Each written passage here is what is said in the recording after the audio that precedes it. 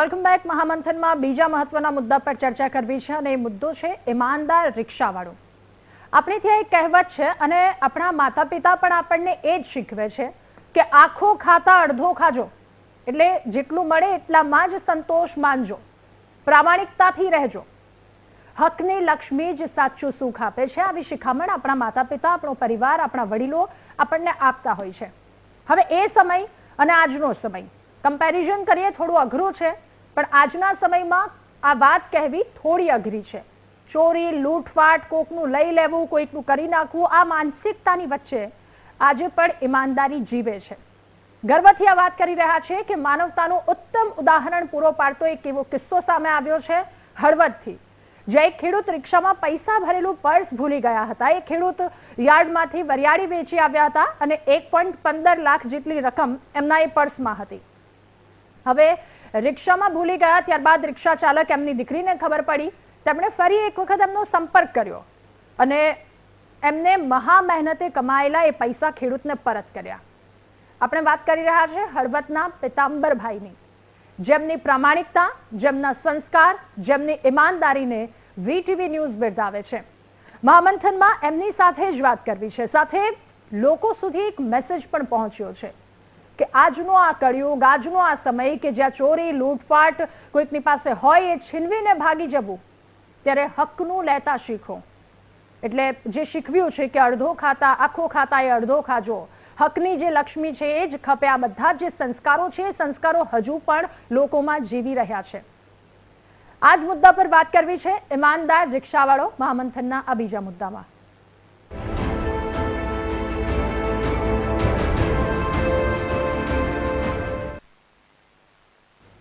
રિક્ષા ચાલક છે પિતાંબરભાઈ રાઠોડ કે જેઓ આપણી સાથે મહામંથનમાં જોડાયા છે, એમની સાથે જ સીધા વાત કરીએ। પિતાંબરભાઈ, પહેલા તો આપનું ખૂબ સ્વાગત છે મહામંથનમાં અને આપની ઈમાનદારીને અમે વધાવીએ છીએ। પિતાંબરભાઈ, પહેલો સવાલ કે તમારી ઈમાનદારી માટે વીટીવી ન્યૂઝ આપને બિરદાવે છે। મારો પહેલો સવાલ એ કે જ્યારે તમારી રિક્ષામાં રમેશભાઈ પર્સ ભૂલી ગયા હતા અને તમે જોયું કે એમાં લાખ રૂપિયા છે, તો સૌથી પહેલો વિચાર શું આવ્યો? મારા મનમાં તો મેડમ કશો વિચાર નતો આવ્યો, પણ મારા બેબીએ પરત જોયું હતું। મારા બેબીએ કીધું, પપ્પા આમાં પૈસા હે તો આ પૈસા આપણે ભાઈને પરત કરી દઈએ, બરાબર।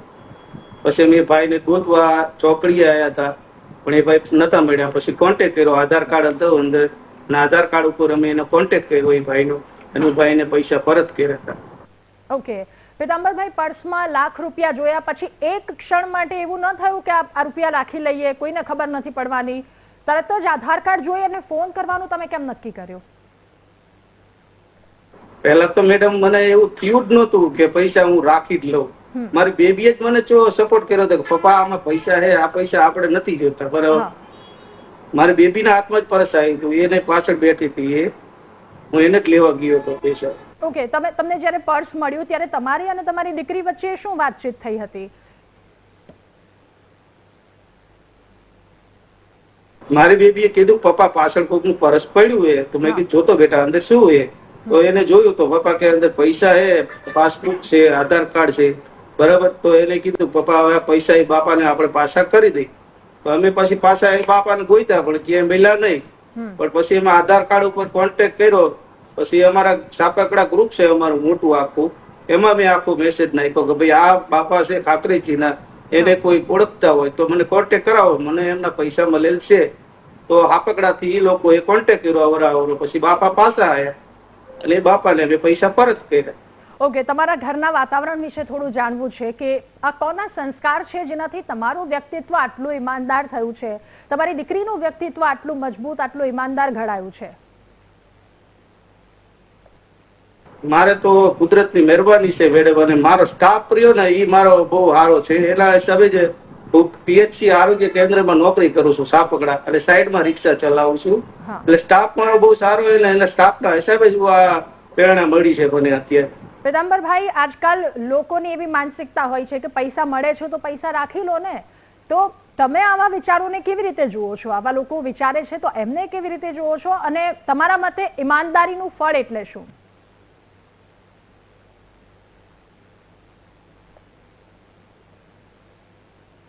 મેડમ, પેલા તો હું તમને એક વાત કરું કે મારી પાસે જેથી કશું નતું ને, તેથી મને મારા સ્ટાફે જ ઉભો કર્યો છે, બરાબર. અને મારા સ્ટાફે મને કીધું કે ઈમાનદારીથી જીવન જીવવાનું કુદરત દઈ રહેશે, બરાબર. તો અત્યારે મારી પાસે કશું નતું, અત્યારે મારી પાસે ઘણું બધું છે, બરાબર. હું નાનો એવો પગાર છે, આજમાં રિક્ષા ચલાવું છું, મારી પાસે અત્યારે ઘણું બધું છે, બરાબર. મને એવું થયું કે આ બાપાના પૈસા ઈમાનદારીથી આપણે પાછા આપવા છે. જે લોકો એવું કહે છે કે પૈસા મળે તો રાખી લેવાના, એવા લોકોને તમે શું કહેશો?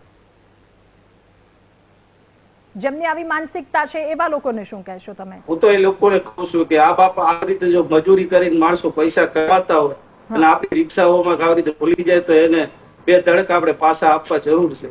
લોકો એવું કહે છે કે ઘોર કળિયુગ ચાલે છે એટલે બીજાનો કોઈ વિચાર નથી કરતા, બધા પોતપોતાનું કરે છે, છતાં આવા સમયમાં બીજાથી અલગ એક વ્યક્તિત્વ કેવી રીતે ઊભું કરી શક્યા તમે?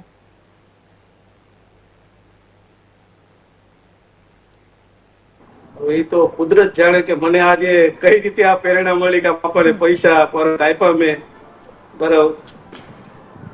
પણ સારું કહેવાય કે મારી બેબીએ મને હિંમત આપી, એના બદલ હું ઘણો આમ આજે આભાર માનું છું મારી બેબીનો કે મારી બેબીને આવા સંસ્કાર મળ્યા, બહુ સારું કહેવાય. બિલકુલ. તમે પિતાંબરભાઈ જયારે ખેડૂતને ફોન કર્યો તો રમેશભાઈએ તમારા રૂપિયા મારી પાસે છે, તમે આવીને લઈ જાઓ, તો એ રમેશભાઈની પહેલી પ્રતિક્રિયા શું હતી? એમણે શું હાશકારો અનુભવ્યો અથવા તો એમના શબ્દો શું હતા? રમેશભાઈ તો બિચારા મળ્યા જ નતા, પણ કોઈ બેન જોડે વાત થઈ હતી, બેન લઈને આવ્યા હતા રમેશભાઈ. એ તો મને લાગે થોડોક માનસિક હતું એ ભાઈ ને, કારણ કે 2 દી પહેલા એ લોકોને કઈક વસ્તુ ગયેલી હતી અને ભાઈ થોડાક ટેન્શનમાં હતા, એટલે જ વર્ષ ભૂલી ગયા હતા, બરાબર. પણ એ ભાઈ મારો આભાર માન્યો કે ભાઈ તમારી જેવા કોઈ ભાગી જ મળે, બાકી તમે સારું કામ કર્યું કે મારા પૈસા મને પરત કરે. ઓકે, ઘણા લોકો સુધી આ વાત પહોંચી છે. પિતાંબરભાઈ, તમે આ જયારે પૈસા પાછા આપ્યા તો કોઈ એવું કહ્યું કે આ પૈસા રાખી લેવાના હોય, પાછા આપવાની ક્યાં જરૂર છે, આવી ઈમાનદારી કોઈ કામ નથી આવતી?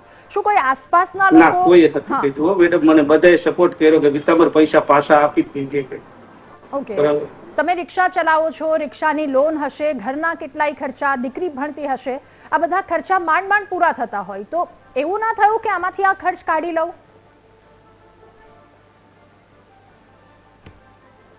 એક ક્ષણ માટે વિચાર આવ્યો હતો આપને?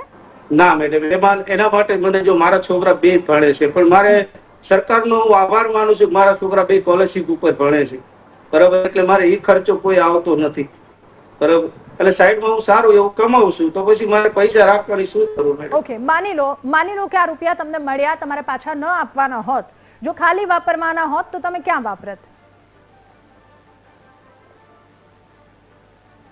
શેમાં વાપરી મેડમ? લાખ રૂપિયા માનો કે થોડાક દિવસમાં વપરાઈ જાય, પણ એ બાપાનું તો બિચારાને કેટલું દુઃખ થાય, એની આત્માને કેટલી ઠેસ પહોંચે.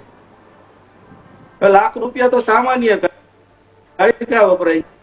છેલ્લો સવાલ, તમે લોકોને તમારા તરફથી શું ખાસ મેસેજ આપવા માંગશો? હું તો લોકોને સંદેશ આપું છું કે આવું કોઈની સાથે બને તો મહેરબાની કરી અને 2 હાથ જોડીને વિનંતી કરું છું કે આપના પૈસા પાછા આપશો.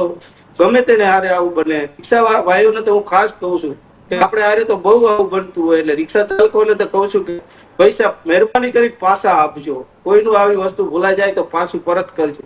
પિતાંબરભાઈ, આપનો ખૂબ ધન્યવાદ અમારી સાથે જોડાવા બદલ, લોકો સુધી આ તમામ માહિતી પહોંચાડવા બદલ.